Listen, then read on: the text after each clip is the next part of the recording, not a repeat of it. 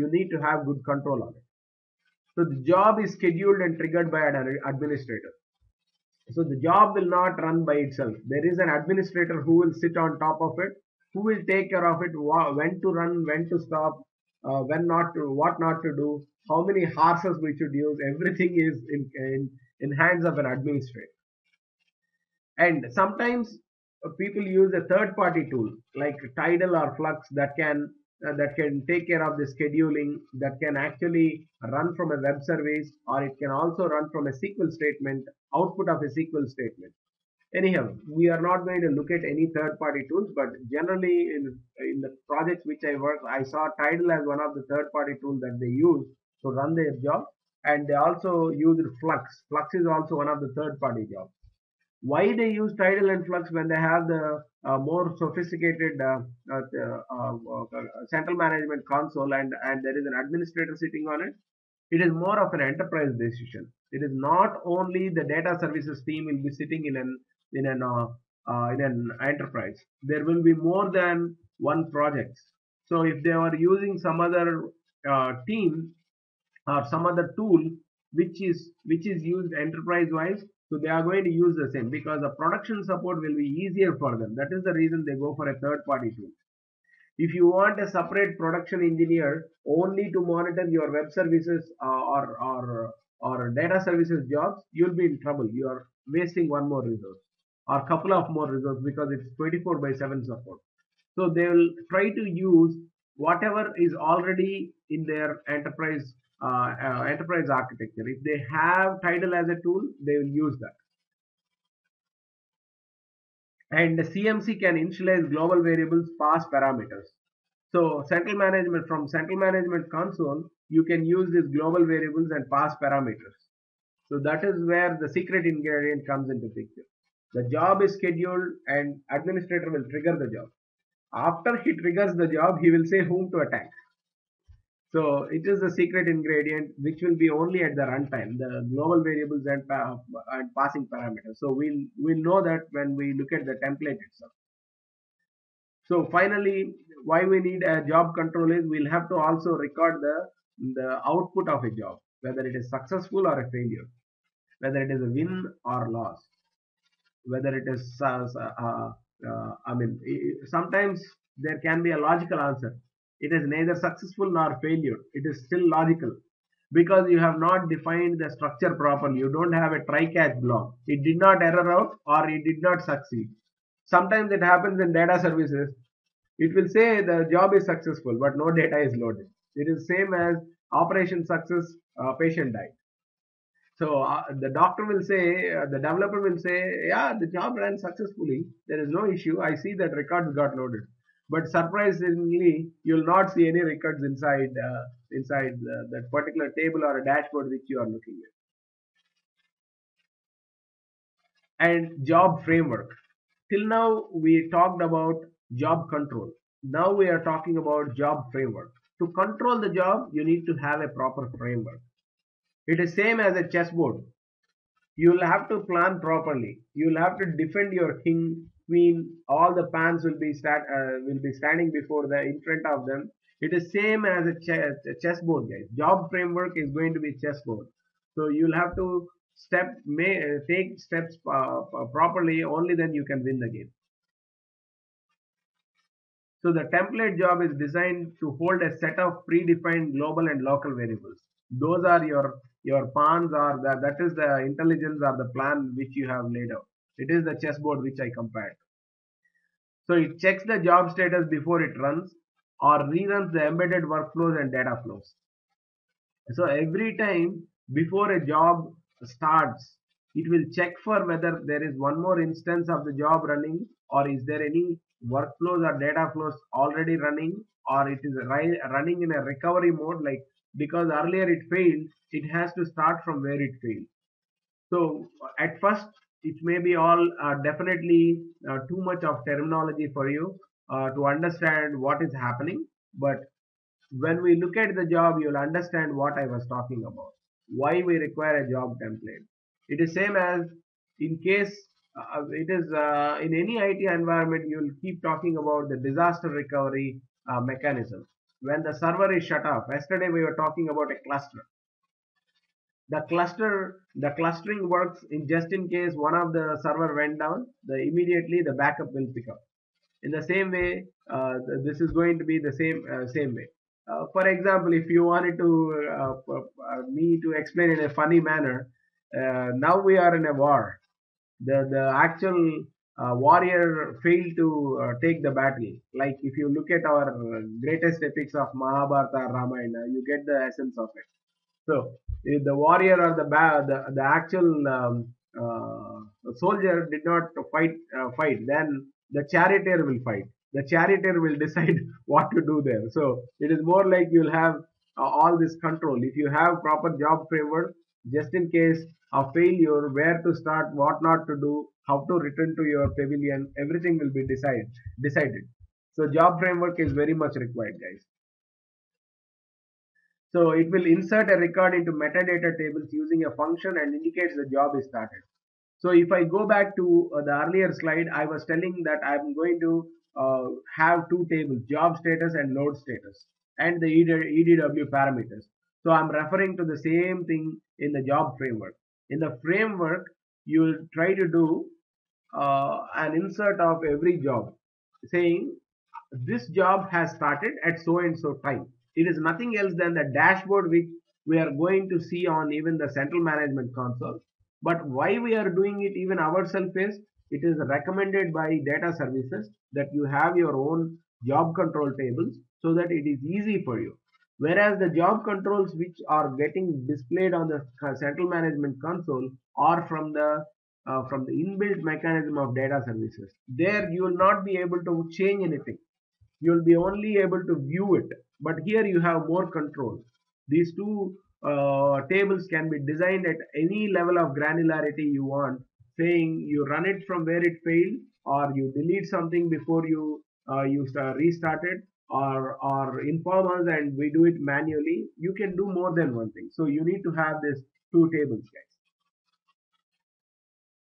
So it will insert a record into metadata tables using a function and indicates that the job is started. So we'll see that custom functions which will insert this record and say the job is started. So if the same job is restarted intentionally or unintentionally, it has to print a message that the job is already running and exit. So let us say the scheduler made a mistake. The job is already running with the same parameters. If someone accidentally kicked the same job again, or if the scheduler by mistake has kicked off the second time, then it should always have a statement, a checking statement that if the job is running, you should not rerun the same job again and again. So it shall update the final status of the job as successful or failed. So finally, when the job is running, your framework should take care of this. Your framework should be able to answer the question, a job is ran. Did it fail or is it successful? So if it is successful, at what time did it start and what time did it end? You will have to record all this. So that is all about job framework.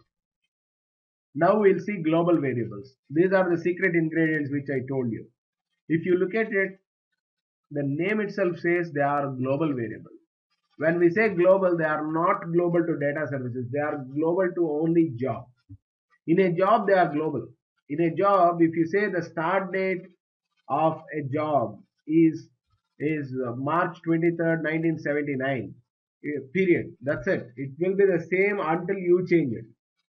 You can always add a one or subtract 10 days from it. That is possible. But the global variable will be at the job level.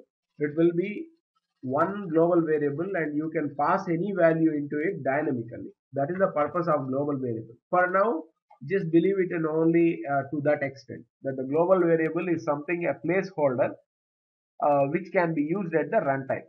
You don't need to understand more than that at this point. But we'll see definitely why we need these global variables and how are they going to make our job easier. We'll see that. And job recovery. This is also important for us. As I told you, the three steps. First, we talked about job control. Again, we talked about job framework. We talked about global variables, and finally the job recovery. So we should have a recovery technique just in case of failure. So if you look at a war, when we are fighting, when our soldiers are fighting in border, they will have a job recovery technique, right? If someone get injured, there are going to be, they are not going to be keep fighting.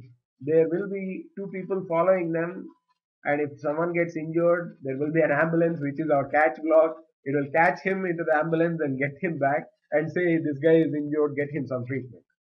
The same way, after he's been recovered, whether they have to send him back to the job, or depending upon the situation, they may have to keep him in a hospital, or they may have to send him back to his home because he may be not be an efficient person to fight anymore.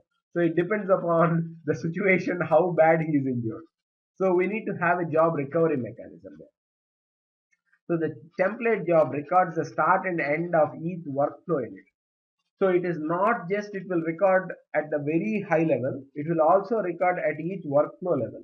So next time, when I say workflow level, if you put in a real battle, you'll have teams. So they will, when they make an action plan, they will work as different teams. Let us say team A, team B, and team C. They will have separate guards because they go in different routes. They are not going to go in the same route to make their attack. So in the same way, in a job template, you can call the team as a workflow. It is a workflow is a team of data flow. So it will have a set of data flows in it. That is overall called as a team. But independently, they are all each data flows. Like we have each soldier. Each soldier is meant to do his own work. A workflow is kind of a placeholder for them. It is kind of a logical thing which we are calling team A. There is nothing like team A, but we are calling it like that. So the template job records the start and end of each workflow in it. And in case of failure, the job is restarted and the job runs from where it failed, which means it skips the successful workflow. So definitely this is only particular to the organization. Few organizations, they will say our volume of data is very small. You don't need to worry about starting it from the place where it stopped. Instead, why don't you clean the target and then start it over again? If there are only 10 records or 20 records in your load, or let us say 1000 or 2000, then it makes sense that you don't need to start at 1000th record or 1001st record to insert. Instead, you can start again. You can clean the target, the whatever records that got loaded today, and then you can reinsert them again. So job recovery should be very sophisticated enough, but it is more of the organizational requirements. You are not the person who will define it without talking to the actual client. The client will say how he wants it, and we design the framework in such a way. But in general, best practices, the job should start from where it failed. It should not rerun from scratch because there is a chance of duplication. It will try to insert the same data again and again if it starts from scratch to end. So it is built with custom functions that can check the status of workflow before it starts. So we told, like in the earlier statement, we made a statement saying it should skip the successful workflows and it should start from where it failed. So for that, we'll design some custom functions. The function will take care of checking whether a workflow is successful or failed, and then it starts from there. So everything will be handled in the template. The job recovery mechanism, the job framework, and the job administration, everything is tightly coupled. They are not going to be independent. Everything is handled within the template. So custom function. So far I was talking about custom function. Just want to show you how the custom function look like and what are the general custom functions that we'll be using. List of custom functions will be, you'll have database connection details, which will display saying you are connected to so and so database as so and so user, and at what time did you connect. So it is more like when the battle starts, you are going to record saying who is participating in the battle, which teams went to the battle, how many returned back. All these details are through custom functions. You cannot you cannot insert your own statements there. Instead, make it the same across the organization. I mean, you have a pen and paper, it is already written there. Put a serial number, put the team name, put the person's name, age, and date of birth. or which team he belongs to, things like that. So it is the same way. You'll have the database connection details, and if it is a migration project, you will have the migration